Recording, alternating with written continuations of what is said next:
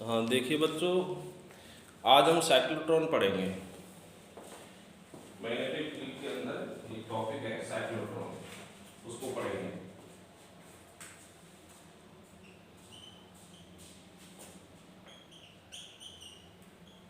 Cyclotron क्या काम आता है? एक पॉजिटिव चार्ज को एक्सलेट करने के काम आता है, मतलब हाई वेलोसिटी देने के काम आता है पॉजिटिव चार्ज के लिए।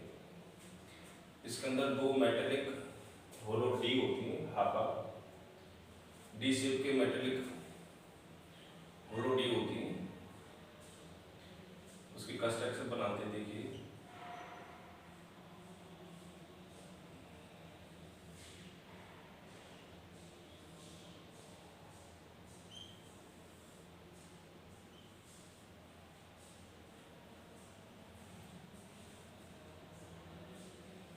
इसकी कंस्ट्रक्शन देखो।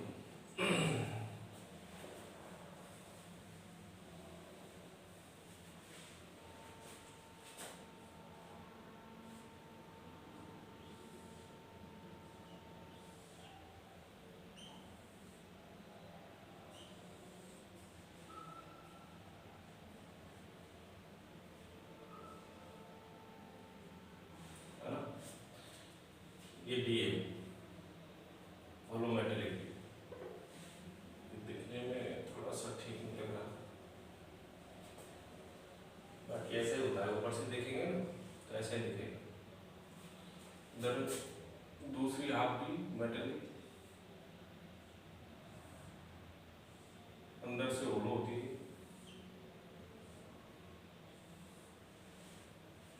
ये ठीक है, लेकिन ये जो कॉर्नर है ना वो इससे कनेक्ट हो गया है। इसको ऐसे करते हैं, देखो।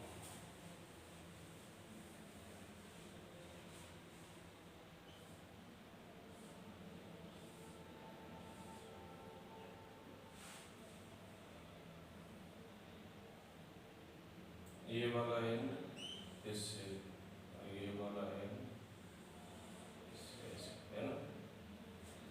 तो ये यहाँ पे दिखेगा नहीं, इस तरीके से। तो मेटेलिक होलो डी होती है, इनको एसी सोर्स से कनेक्ट कर दिया जाता है। एसी सोर्स, ये हाई वोल्टेज और हाई फ्रिक्वेंसी का एसी सोर्स होता है। High voltage and high frequency, ठीक है। अच्छा, जिस पॉजिटिव चार्ज को एक्सलेट करना होता है, उस पॉजिटिव चार्ज को इन डीज के गैप में उस डी के पास से रिलीज किया जाता है जिस डी की पोलैरिटी जिस समय पॉजिटिव हो, क्योंकि पॉजिटिव डी के पास से हम इसको रिलीज करेंगे तो पॉजिटिव को रिपल करेगा। इस डी की वर्किंग के लिए हम जैसे अलग डी बना लेते थे, कोई ये एक डी हो गया, दूसरा डी ये हो गया। वैसे तो होलो डी होती है अंदर से, लेकिन हम केवल ऊपर से देखकर बना देते हैं, तो केवल इस तरीके से दिखेंगे। तो इस डी को D1 कह देते हैं, इसको D2। तो जब इसकी पोलैरिटी पॉजिटिव है और इसकी नेगेटिव है, एसी के जो सोर्स होगा, एसी सोर्स का वोल्टेज ऐसे चेंज होगा, प्लस माइनस प्लस माइनस। जिस समय जैसे D1 पॉजिटिव पोलैरिटी पे है ना, हाफ साइकिल के लिए, तो D2 नेगेटिव पोलैरिटी पे होगी। मतलब ये पॉजिटिव पोलैरिटी का मतलब है हाई पोटेंशियल, तो ये लो पोटेंशियल पे है। फिर बाद में ये लो पोटेंशियल पे, तो ये हाई पोटेंशियल पे हो जाएगी। तो अल्टरनेटिवली चेंज होती रहेंगी।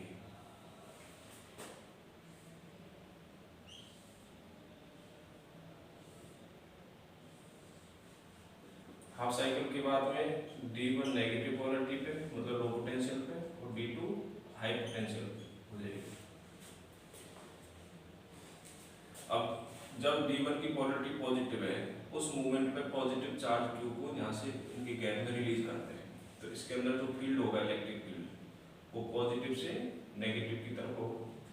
ई अंदर जीरो रहता है, होलो मेटल के अंदर इलेक्ट्रिक फील्ड जीरो होता है। तो ई इसके अंदर भी जीरो है, ई इसके अंदर भी जीरो है इलेक्ट्रिक फील्ड, लेकिन गैप में इलेक्ट्रिक फील्ड है और इलेक्ट्रिक फील्ड की डायरेक्शन क्या होगी, पॉजिटिव से नेगेटिव की तरफ। ठीक है, तो पॉजिटिव से नेगेटिव की तरफ जब इलेक्ट्रिक फील्ड है तो इस क्यू चार्ज पर फोर्स लगेगा, किधर लगेगा, क्यू ई फोर्स लगेगा। ठीक है, इस क्यू ई फोर्स की वजह से इसमें वेलोसिटी ऑब्टेन करेगा, ये वेलोसिटी गेन करेगा और उस वेलोसिटी से एक सर्टेन वेलोसिटी गेन करके फिर इस डी के अंदर एंट्री कर जाएगा। ये डी अंदर से होलो है इस तरीके से, तो इसके अंदर एंट्री कर जाएगा और इसके अंदर एंट्री कर जाएगा तो यहाँ पर मैग्नेटिक फील्ड भी है। मैग्नेटिक फील्ड कैसे, जैसे ऊपर एन पोल रखा हुआ है और इन डी के नीचे एस पोल रखा हुआ है, तो मैग्नेटिक फील्ड की डायरेक्शन होगी एन से एस, मतलब perpendicularly inward. Magnetic field perpendicularly inward, perpendicularly inward magnetic field को क्रॉस से डिनोट करते हैं डायग्राम में।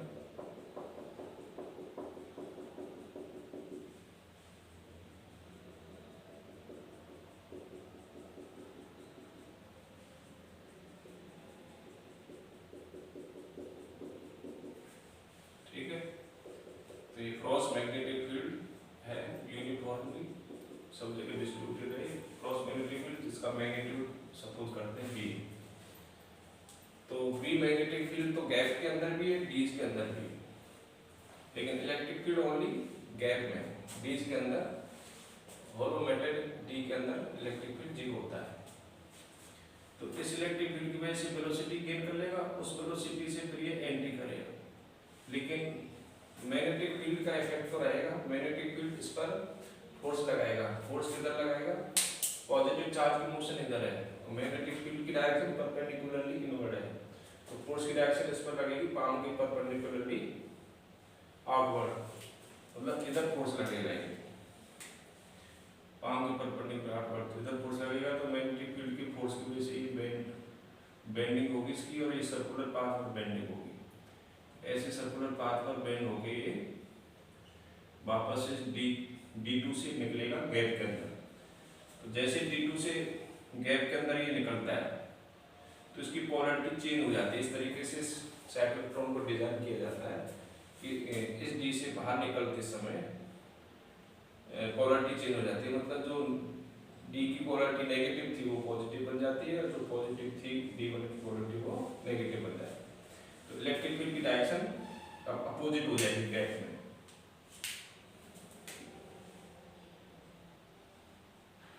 तो ये इलेक्ट्रिक फील्ड की वजह से फोर्स इधर लगेगा, इलेक्ट्रिक फील्ड की डायरेक्शन अपोजिट होगी प्लस से माइनस। फिर वापस से इलेक्ट्रिक फील्ड इस पर फोर्स लगाएगा, मतलब धक्का लगाएगा, तो फिर वेलोसिटी इंक्रीज होगी और फिर वेलोसिटी इंक्रीज होते होते इस D1 के अंदर एंट्री कर जाएगा। D1 के अंदर ओनली मैग्नेटिक फील्ड है, इलेक्ट्रिक फील्ड तो जीरो है, ओनली मैग्नेटिक फील्ड है, क्रॉस मैग्नेटिक फील्ड। इस क्रॉस मैग्नेटिक फील्ड की वजह से फिर फोर्स लगेगा पाम के परपेंडिकुलरली आउटवर्ड, तो फिर सर्कुलर पाथ पर इसकी बेंडिंग होगी ऐसे। ठीक है, तो यहाँ पे जैसे B1 वेलोसिटी गेन करी सपोज करते हैं इसके अंदर, जब गैप में यहाँ से यहाँ पे मूव किया इसने, तो सपोज करते हैं इसने गैप में इलेक्ट्रिक फील्ड की वजह से B1 वेलोसिटी गेन कर ली, तो इसके अंदर जो सर्कुलर पाथ बनेगा मुड़ने का, उसकी रेडियस क्या होगी, तो रेडियस थीटा इक्वल टू 90 वाले केस के अकॉर्डिंग फोर्स जो लग रहा है मैग्नेटिक फोर्स वो कैसे Q B V sine theta, theta की वैल्यू 90 है, वेलोसिटी और मैग्नेटिक फील्ड के बीच का एंगल 90 है। कैसे, मैग्नेटिक फील्ड परपेंडिकुलरली इनवर्ड और मोशन चार्ज की हॉरिजॉन्टली है बोर्ड के प्लेन में, जबकि क्रॉस मैग्नेटिक फील्ड बोर्ड के प्लेन के परपेंडिकुलर है, तो फिर वेलोसिटी और मैग्नेटिक फील्ड के बीच का एंगल कितना हो गया 90 हो गया, तो फोर्स कितना लगेगा क्यू बी वी। तो जब थीटा 90 होता है तो रेडियस का फॉर्मूला क्या होता है, R equal to M B upon Q B होता है। ठीक है, R equal to M B upon Q B. तो जब इसने यहाँ पे गैप में V1 वेलोसिटी गेन करी तो V की जगह पे V1 हो जाएगा, तो R की जगह पे R होगा। तो ये R1 रेडियस से घूमेगा इसके अंदर अगेन गैप में फिर वेलोसिटी गेन कर ली, फिर वेलोसिटी इंक्रीज हो गई, और वेलोसिटी इंक्रीज होकर सपोज करते हैं v2 हो गई, इंक्रीज हो गई। अगेन इस पर धक्का लगेगा इलेक्ट्रिक फील्ड की वजह से गैप के अंदर, तो फिर इस d1 के अंदर जो एंट्री करेगा ये वो v2 वेलोसिटी से एंट्री करेगा, तो इसके अंदर जो रेडियस बनेगी सर्कल की वो r2 बनेगी। तो इसके अंदर r2 रेडियस से घूम रहा है। अब v2 की वैल्यू v1 से ज्यादा है, तो r2 वैल्यू r1 से ज्यादा होगी। v2 ग्रेटर देन है v1 से, तो r2 ग्रेटर देन होगा r1 से। तो बताइए इसमें r1 रेडियस से घूमा, फिर वेलोसिटी और गेन कर ली उसने, और गेन कर ली, तो इसमें लार्ज वेलोसिटी से एंट्री करी, इसलिए इसमें लार्ज रेडियस बनेगी घूमने की। इस तरीके से कंटिन्यूसली गैप में आएगा, फिर गैप में, फिर जैसे गैप में बाहर निकलेगा तुरंत पॉजिटिव से नेगेटिव, नेगेटिव से पॉजिटिव पोलैरिटी चेंज हो जाएगी, तो बाहर निकलने की डायरेक्शन में फील्ड हो जाएगा, तो फील्ड की वजह से जो फोर्स लगेगा वो मोशन की डायरेक्शन में लगेगा गैप के अंदर। तो गैप के अंदर मोशन की डायरेक्शन में फोर्स लगेगा तो वेलोसिटी इंक्रीज हो जाएगी।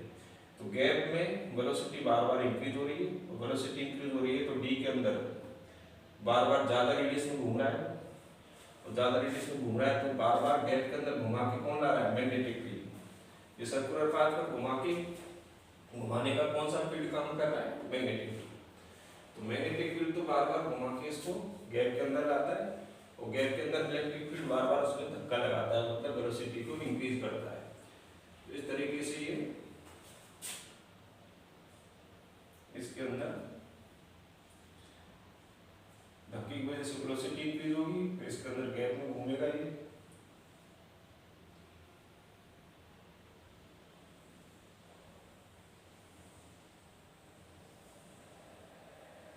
फाइनली यहाँ पे खिड़की रहती है, उस खिड़की से ये बाहर निकल जाता है ना, विंडो रहती है, विंडो से बाहर निकल के किसी हैवी न्यूक्लियस से टकराता है, हैवी न्यूक्लियस। तो हाई वेलोसिटी से charge particle, positive charge particle बाहर निकलेगा, वो हैवी न्यूक्लियस से टकराएगा, तो हैवी न्यूक्लियस को ये ब्रेक कर देगा। तो बताओ हाई वेलोसिटी देने के काम आए साइक्लोट्रॉन। इस साइक्लोट्रॉन में वेलोसिटी इंक्रीज करने का काम कौन सा फील्ड कर रहा है, इलेक्ट्रिक फील्ड, और इस इलेक्ट्रिक फील्ड के अंदर बार बार मोड़ के कौन ला रहा है, मैग्नेटिक फील्ड। तो इसमें फाइनली जब ये निकल रहा है चार्ज, लास्ट का जो सर्कुलर पाथ बना के फाइनली ये निकल रहा है, तो वो मैक्सिमम रेडियस होगी, वो मैक्सिमम रेडियस डी की रेडियस के अप्रॉक्स होती है। फाइनली जो रेडियस है वो मैक्सिमम रेडियस होगी, तो वेलोसिटी भी मैक्सिमम होगी,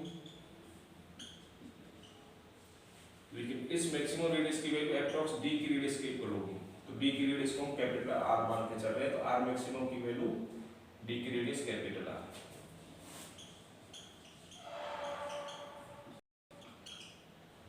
ठीक है, तो ये मोमेंटम हो गया,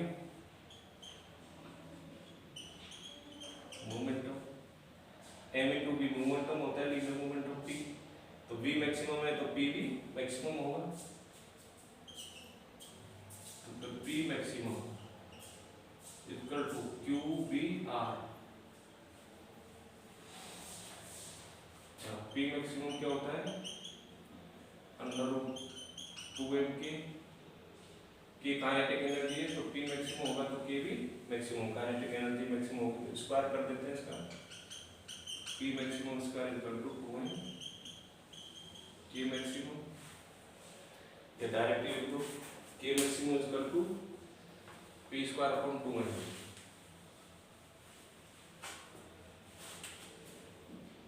k maximum equal to p maximum का square upon 2m, k maximum equal to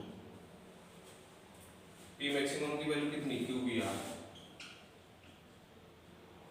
फिर इसका square upon 2m, k maximum equal to,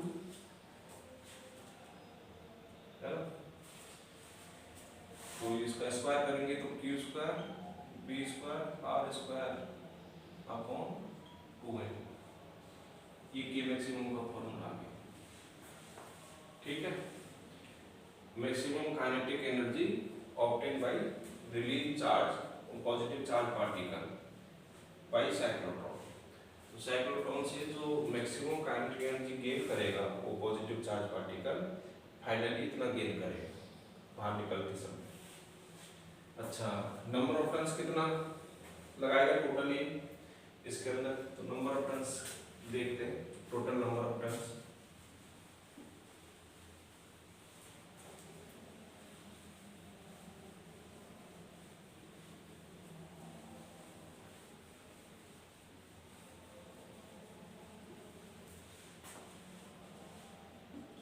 total number of turns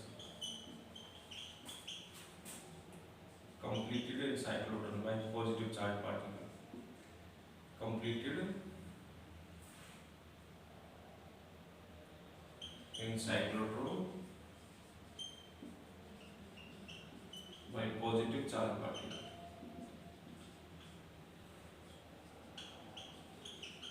positive charge particle, positive charge particle को release किया जाता है इसके अंदर, है ना। तो देखो जब गैप के अंदर एक बार चलेगा तो पोटेंशियल एनर्जी चेंज हो जाएगी इसकी कितनी, Q V2 माइनस V1। देखो पोटेंशियल एनर्जी चेंज क्या लिखेंगे अपन, U2 माइनस U1, लेकिन पोटेंशियल एनर्जी का फॉर्मूला QV2 माइनस QV1। जैसे इसका पोटेंशियल V2 है, इसका पोटेंशियल V1 है, तो फिर V2 पोटेंशियल पर है, जैसे इस D का पोटेंशियल V2 है तो ये चार्ज इस D के पास से रिलीज किया है, तो इसका पोटेंशियल इस D के अप्रॉक्स इक्वल होगा, तो QV2। जब इस D में जाएगा तो इसका पोटेंशियल हो जाएगा V1, तो इस D के पास था तब इसकी पोटेंशियल एनर्जी QV2, इसके पास गया तब QV1, तो चेंज कितनी हुई, QV2 माइनस QV1, तो Q कॉमन आ गया, V2 माइनस V1। और पोटेंशियल डिफरेंस ये V2 माइनस V1, इस पोटेंशियल डिफरेंस को V मान लेते हैं, V, तो इसको V लिख दूंगा। तो एक बार जब ये गैप में चला तो इतनी पोटेंशियल एनर्जी काइनेटिक में चेंज हो जाएगी, फिर वापस से घूम के आए तो वापस से गैप में जा रहा है तो वापस से इतनी काइनेटिक एनर्जी, इतनी पोटेंशियल एनर्जी काइनेटिक में चेंज हो गई। तो जब एक साइकिल लगाता है तो गैप में ये दो बार जाता है, गैप में से ये दो बार पास होता है एक साइकिल में, तो दो बार में कितनी पोटेंशियल एनर्जी चेंज होगी, 2Q किसके अंदर, काइनेटिक एनर्जी में चेंज होगी। तो एक साइकिल में 2QV पोटेंशियल एनर्जी काइनेटिक की टर्म में चेंज हो रही है। तो सपोज करते हैं टोटल नंबर ऑफ साइकिल इसने इसके अंदर कंप्लीट किए कैपिटल है, तो एक साइकिल में 2QV पोटेंशियल एनर्जी काइनेटिक में चेंज हो रही है। तो टोटल हम इसके अंदर कंप्लीटेड साइकिल n मान रहे हैं, तो n साइकिलों में कितनी पोटेंशियल एनर्जी चेंज होगी, n × 2QV, किस में चेंज होगी, काइनेटिक में।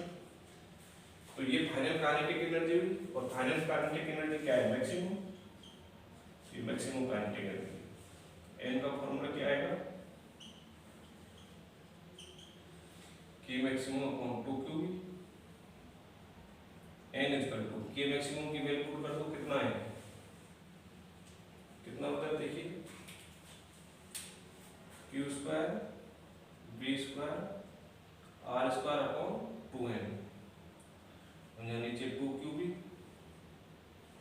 तो n इक्वल टू Q से स्क्वायर कर, QV square R square upon नीचे क्या बन जाएगा, 2 × 2 = 4, 4mv। तो ये total completed number of cycles bye positive charge particle in this cyclotron. तो ये फॉर्मूला याद रखना है आपको, और ये फॉर्मूला याद रखना, ठीक है। इन फॉर्मूलों पर बेस्ड डायरेक्ट क्वेश्चन आते हैं, तो ये साइक्लोट्रॉन की लगानी फॉर्मूले, ठीक है बच्चों।